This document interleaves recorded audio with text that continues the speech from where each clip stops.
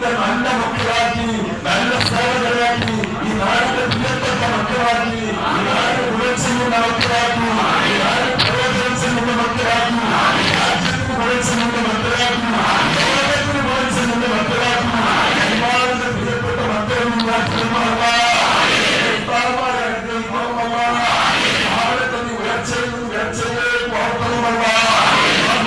അസാന്നിധ്യത്തിൽ ഒരു ദിവസം പോലും നിന്നുപോകാതെ ഈ സ്ഥാപനത്തെ കാത്തുകൊണ്ടുപോകുന്ന ഈ നാട്ടിലെ സഹോദരങ്ങൾ, ഭക്ഷണം കൊടുക്കുന്നവർ, സഹായിക്കുന്നവർ എല്ലാവരും ഇനി അനുഗ്രഹിക്കുകയാണ്. മുഴുവൻ ആളുകളും ഈ നാട്ടുകാരും ഇനി അനുഗ്രഹിക്കുകയാണ്. ജീവിതത്തിന്റെ ഇന്നലകളിൽ പറ്റിപ്പോയ മുഴുവൻ പാവങ്ങളും ഈ പരിധികളും അനുഗ്രഹിക്കണം.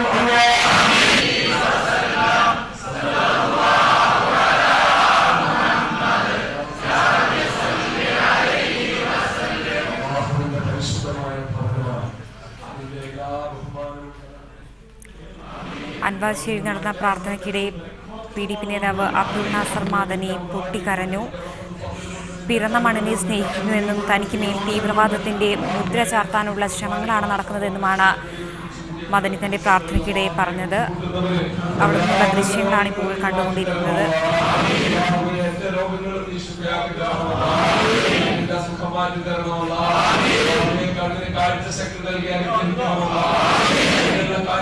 നഷ്ടപ്പെട്ടു പോകാതെ നീ കാത്തിരിക്കുന്നു.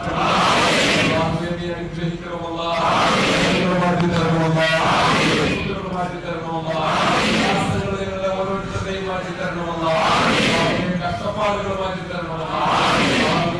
നിന്നോട് ഈ ഞങ്ങൾ എല്ലാവരും ഒരുമിച്ച് കൂടി ഈ പ്രാർത്ഥനയിൽ സഹോദരങ്ങളെ അഭിമുഖീകരിക്കാനുള്ള അവസരം എനിക്ക് നിഷേധിക്കപ്പെട്ടിരിക്കുന്ന ഈ അവസ്ഥയിൽ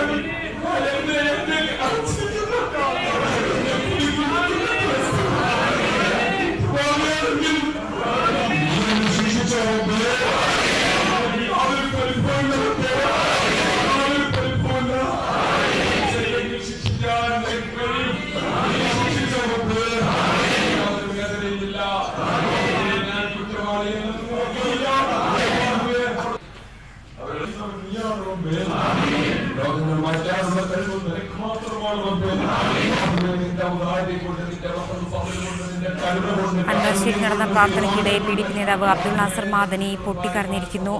പിറന്ന മണ്ണിനെ സ്നേഹിക്കുന്നു, തനിക്ക് മേൽ തീവ്രവാദത്തിന്റെ മുദ്ര ചാർത്താനുള്ള ശ്രമങ്ങളാണ് നടക്കുന്നതെന്നും മാദനി പറഞ്ഞിരിക്കുന്നു. ഇപ്പോൾ വാർത്തയുടെ വിശദാംശങ്ങളുമായി ഞങ്ങളുടെ പ്രതിനിധി സുർജിത്ത് ടെലിഫോണിലുണ്ട്. സുർജിത്ത്, വളരെ വികാരാധീനനായാണ് മദനി തന്റെ പ്രാർത്ഥനയിൽ കണ്ടത്. എന്തൊക്കെയാണ് വിശദാംശങ്ങൾ? തീർച്ചയായും ബീറ്റ, അൻവാശ്ശേരി നടന്ന ലോഹർ നമസ്കാരത്തിന് ശേഷം നടന്ന ദുആക്കിടയിലാണ് മദനി വളരെ വൈകാരികമായ രീതിയിൽ സംസാരിച്ചത്. പല ഘട്ടങ്ങളിലും പ്രാർത്ഥനയുടെ പല ഘട്ടങ്ങളിലും ദുആക്കിടയിൽ അദ്ദേഹം പൊട്ടിക്കരയുന്ന സ്ഥിതിവിശേഷം ഉണ്ടായി. വളരെ വൈകാരികമായിരുന്നു അദ്ദേഹത്തിന്റെ പ്രസംഗം.